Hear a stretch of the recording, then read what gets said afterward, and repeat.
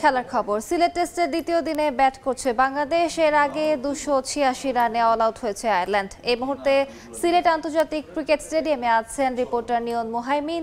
সরাসরি যাচ্ছি তার কাছে।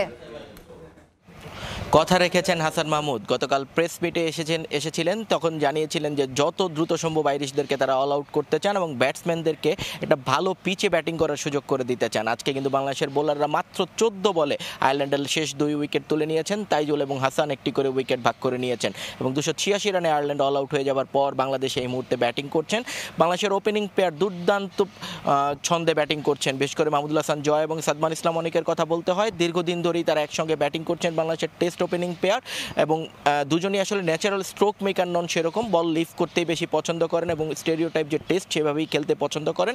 আজকেও ঠিক সেভাবেই শুরু করেছিলেন। প্রথম 3-4টা ওভার আমরা দেখেছি যে তারা দেখে শুনে বলের মেরিট বুঝে বুঝে খেলছিলেন, খুব বেশি স্ট্রোকের দিকে যাচ্ছিলেন না। কিন্তু সময় যত গড়িয়েছে ততই কিন্তু সাদমান মারমুখী হয়েছেন এবং সাদমান মারমুখী হওয়ার কারণে আমরা দেখেছি যে 8ম ওভারেই তারা স্পিনার ইন্ট্রোডিউস করেছে আইরিশরা।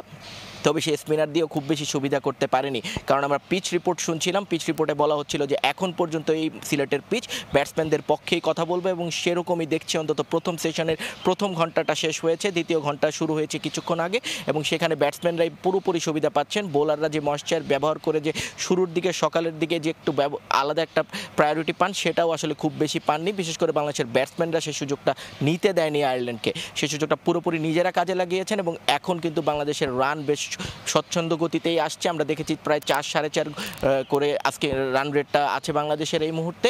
ওপেনিং পেয়ার যদি এভাবে খেলতে পারেন এবং বাংলাদেশকে যদি একটা বড় সংগ্রহের দিকে নিয়ে যেতে হয়, তাহলে ওপেনিং পেয়ারকে কিন্তু একটা বড় রান করে দিতে হবে। এবং সিলেটে আমরা লাস্ট 4টা টেস্ট বাংলাদেশ খেলেছে এবং 1টা জিতেছে এবং 3টা হেরেছে। তাই বাংলাদেশকে এই সিলেট টেস্টের যে জুজু, সেটাকেও উতরাতে হলে আয়ারল্যান্ডের এই ম্যাচটা জিততে হবে এবং জিততে হলে আয়ারল্যান্ডকে প্রথম ইনিংসের বিপক্ষে একটা বড় লিড নিতে হবে এবং বড় লিড নেওয়ার প্রথম শর্তই কিন্তু ওপেনিং বা টপ অর্ডার থেকে একটা বড় রান আসা। সেদিকেই কিন্তু এগোচ্ছে বাংলাদেশ।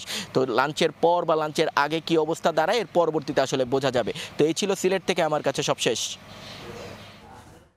সরাসরি যুক্ত ছিলাম সিলেট আন্তর্জাতিক ক্রিকেট স্টেডিয়ামে।